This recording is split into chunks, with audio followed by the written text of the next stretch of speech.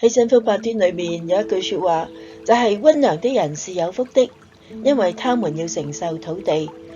讓我哋今朝早又睇一個關於溫良嘅人嘅故事啊！巴西嘅里約熱內盧係一個好熱鬧嘅城市嚟嘅，但係同時亦都好貧富懸殊。喺佢哋嘅貧民窟裏面，有好多一啲嘅小朋友啦，佢哋冇屋住啦，亦都係要流浪街頭噶。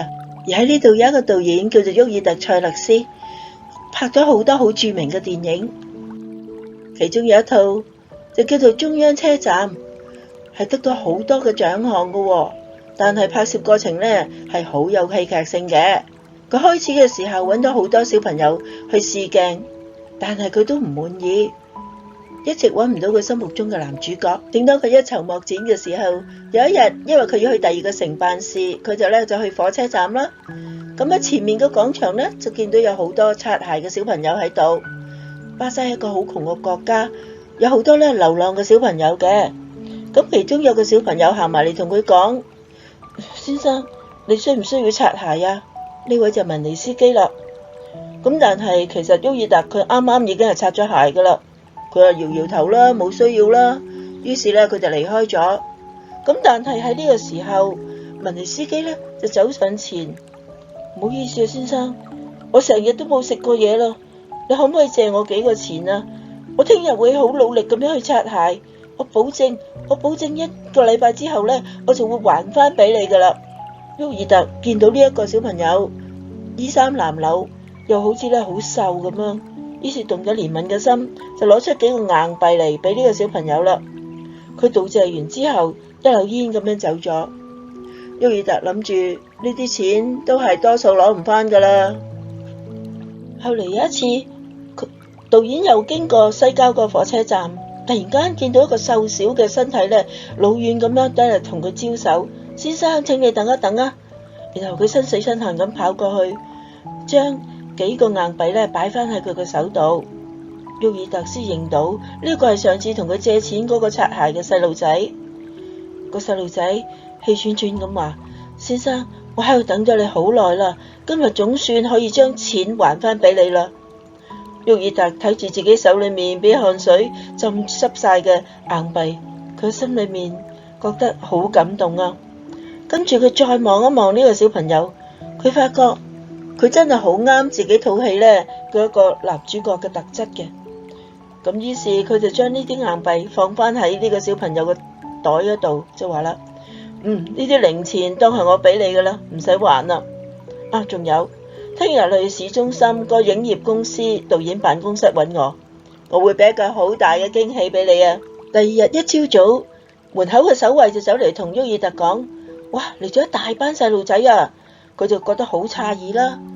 原來嗰個擦鞋嘅小朋友，佢帶埋佢成班朋友過嚟。佢話：先生，呢啲小朋友都同我一樣係冇父母嘅流浪細蚊仔嚟㗎，佢哋都好渴望有驚喜啊！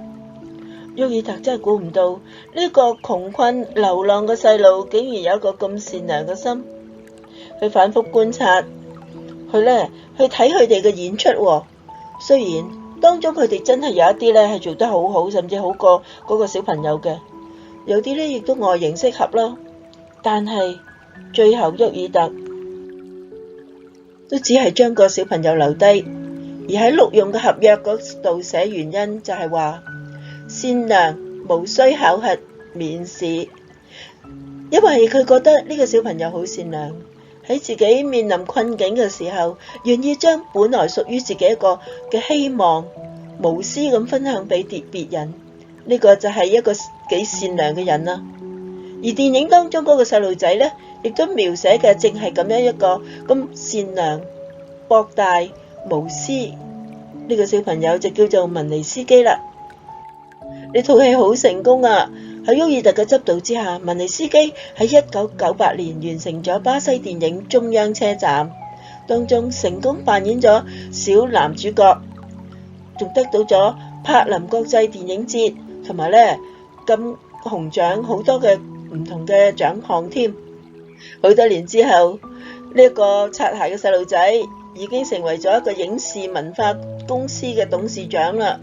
佢仲出咗部自傳啊，叫做《我的演藝生涯》。喺書嘅內頁嗰度係沃爾特嘅親筆題字。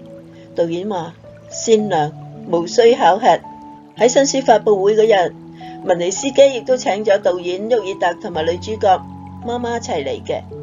下面就係咧導演俾文尼斯基嘅評價：係善良，曾經讓佢將機會讓俾其他嘅小朋友，同樣亦都因為善良，令到人生嘅機遇唔會錯過佢。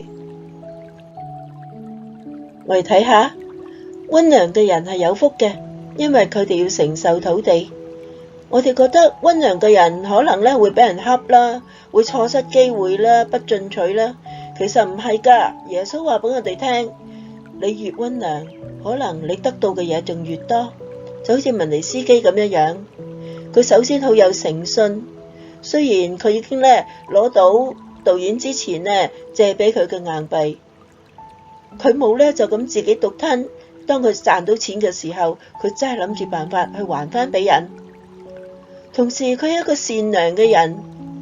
我哋善良唔係淨係因為有條件，或者咧係我哋富裕先至去善良，而係我哋欠缺或者我哋貧困嘅時候，都係好好咁樣用愛心去對人。呢個先至係天主教導我哋嘅真正善良。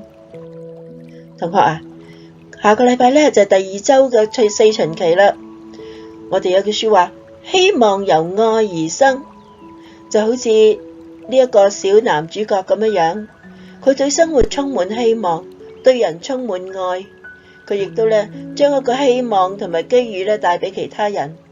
當然啦，當時嘅導演雖然咧冇錄用其他嘅小童角，但係咧佢都咧係設法咧係請佢哋食嘢啦，同埋咧係安排好佢哋嘅生活。